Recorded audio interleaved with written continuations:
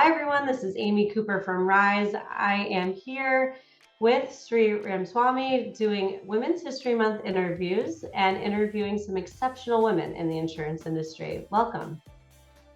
Thank you, Amy. Thank you so much. And thank you for having me on the Rise. Yeah, so first just tell us a little bit about what you do. Sure. So I'm Sri Ramaswamy, founder and CEO of Charlee.AI. I call Charlie my second baby. And what I do at Charlie is it's predictive analytics leveraging our patented natural language processing and AI. What we want to do through Charlie is bring the deep insights from unstructured data within claims, whether it's claim notes or claim documents or any third-party reports, and use that to build analytics and predictions on top to help the adjusters pick the right claims and pick the claims that they need to be looking at to avoid litigation and high severity, and in some cases, the attorneys as well. So those are the predictions we provide to help the adjusters and the claims managers move through claims quickly, reduce expenses and litigation. So as CEO, founder, all these titles, I mean, you have a pretty big role and you've obviously been pretty successful. Can you share a defining moment in your career? My success definitely comes from my team. I would say the biggest, boost that I got was having a mentor and not knowing that in my case, it was my manager, not my direct manager.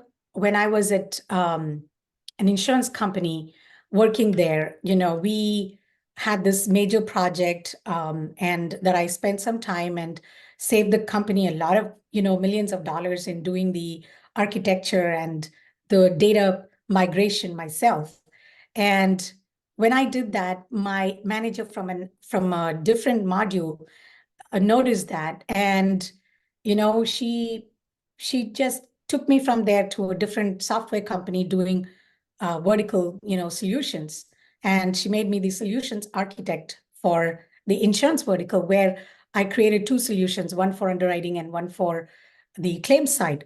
That was definitely a defining moment because I did not really understand the power of having a mentor and the power of the mentor going beyond words and really showing their appreciation, in terms of their actions. And that was key. To me, it was like words were great. I used to go and talk to this mentor quite a bit, because I really loved her passion in how she did things.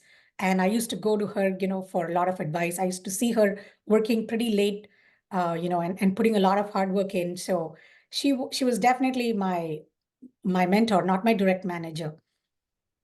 What really helped me is for her also to see that in me and really say, hey, I really think that you will shine in this. So to go kind of beyond just mentorship and beyond words and provide opportunities was key for me and was definitely a defining moment for me in my life, even where I am today as an entrepreneur. Yeah, you definitely had to have trusted her. So you must have had a great relationship that she could see that in you, and then you trusted her to take that leap. So pretty amazing. Absolutely. So I guess my next one is, if you had a superpower, or you do have several superpowers, what would you say is your superpower? Something that's contributed significantly to your professional achievements? Oh boy. I definitely am not a person of, regrets. Everything that I have done in my life, I have seen it as a stepping stone to the next phase in my life, and everything has added color. And there is nothing I can just stand back and say, oh, I wish I had done this differently. And, the way I look at things, I'm very, very positive by nature and very, very extremely positive by nature. And I also believe in karma. I just believe that's a small life, just enjoy the most you can and contribute to the society, because it's not about you anymore. It's about the next generation, the next generation, and the next that's going to come up. So always, working towards that. I think it's just more my positive nature, and I don't hold on to things. Um, I like great experiences. I like, successes, but success or failure, I don't hold on to it. I just move on to the next one. So I think I would say that's probably, you know, contributed to my risk-taking culture, that that I just grew myself in. And I love the whole risk-taking, this one, because I don't view anything as risks, to be honest. And that comes from the fact that, okay, if I did something, it didn't work, move on. Hey, that's a good superpower to have. A lot of us hang on or, spiral on something for a while. That is a great Yes. superpower. And I see you, we met at a conference through other people. I mean, tell me, like, what kind of role has networking played in your career journey? And do you have any tips for women who are out there? I think since I've been involved with Rise, there've been people that have been reaching out, and just I met somebody through another mentor, and that mentor passed this person to me and said, "Hey, maybe you're a better person to um, talk to her." So I had a conversation offline with her, and a couple of conversations, just talking about her career and talking about different approaches and how I would look at it. And it's not that I'm making the decision for her, but just helping her see the perspectives and helping her also see that, in the big realm of things, it's okay to try out something and not like it or not really think that that's where you are. But unless you try, you're not going to know. So just be willing to take chances. And the way I look at things is it adding to your resume? And, as long as it's adding to your resume, do it. Don't worry about the money. Don't worry about, stock options. Don't worry about position titles. I've never cared about position titles. Even now, I don't care about the CEO position. I'm a team member of Charlie like everybody else is. I get down, get my hands dirty, I would spend the entire night working if it needs to be done, and that's who I am. So it's, to me, it's like it's all about adding to your resume and respecting yourselves and respecting others as well for who they are. And for women out there, a lot of times we don't respect ourselves for who we are as a wholesome package. And we were just talking about this. And we have different roles to play. It's like, I tell people, think of yourself as a celebrity. You have different roles to play every day, and you just have to make sure that after one role, you flow smoothly into the next one, and you don't think about the previous role and don't think about the next one. Think about your current role. Think about what you're getting out of it. Think about what you're giving to it. It's not one-sided. It's both sides, both-sided. That's when, you have a happy relationship, not a one-side love. It has to be both sides. If the company is taking care of you, you have to take care of the company as well. And, if the company is giving you experience, you have to understand that it's going to help you in the next job. And that's what you're taking away from the company. So as long as you're there, give it your best. Give everything your best. And you will see that, it creates a happiness that you've done your part. And, the rest, leave it to, like I say, focus on the effort, not on the results.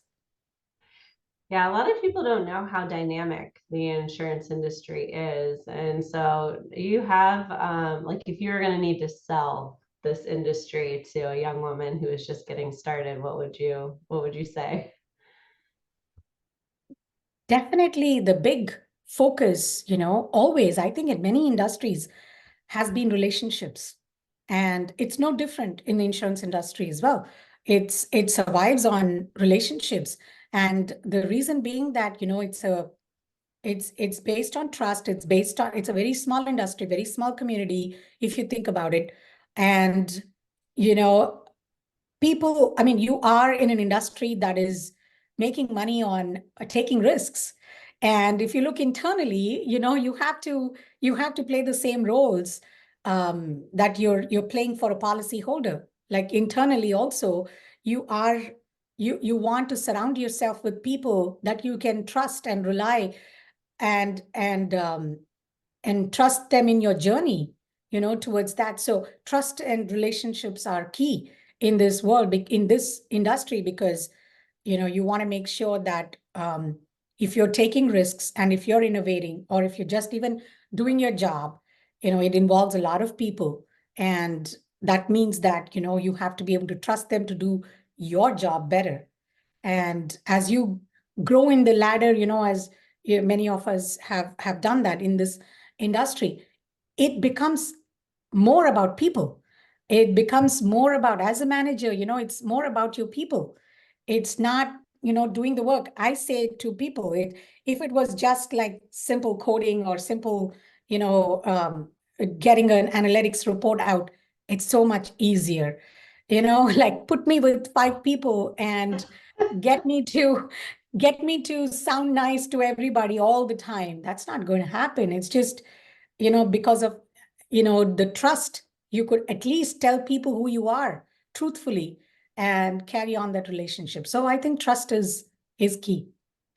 Yeah, I think the relationship piece is definitely a big sell. I It mean, is. everyone that you meet will introduce you. You meet good people, they introduce you to other good people. It's a good industry to be in.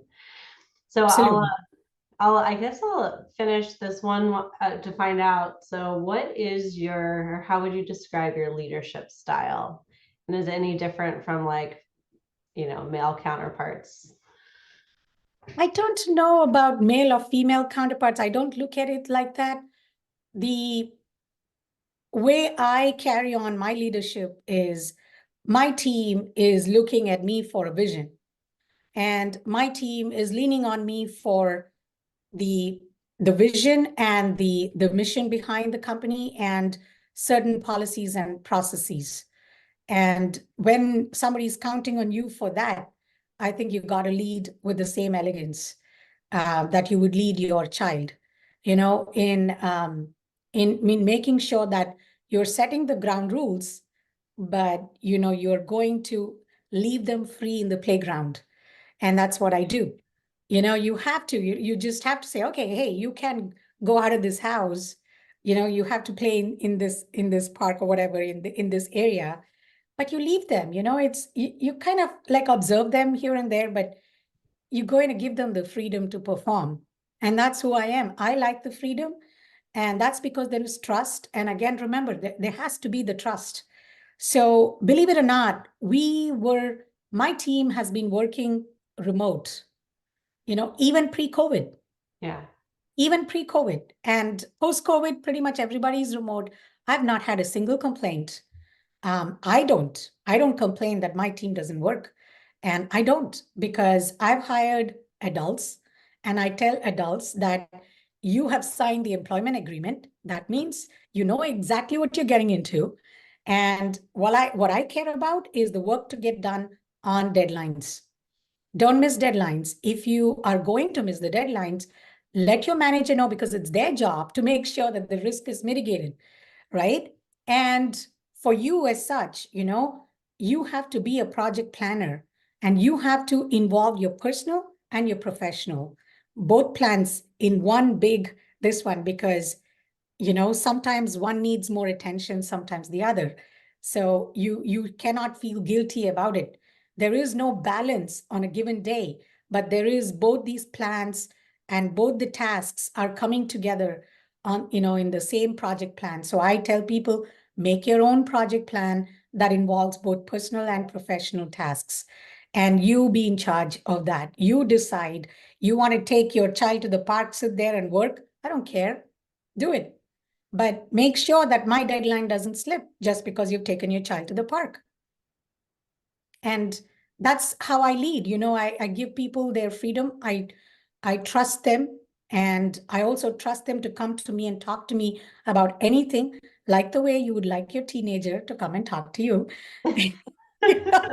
So very similar, parallels that I draw from, how you want to be as a parent. And the same thing I apply, in my leadership skills too, because here is a parent, who's going to define the culture of how your child grows up into what kind of a human he or she becomes.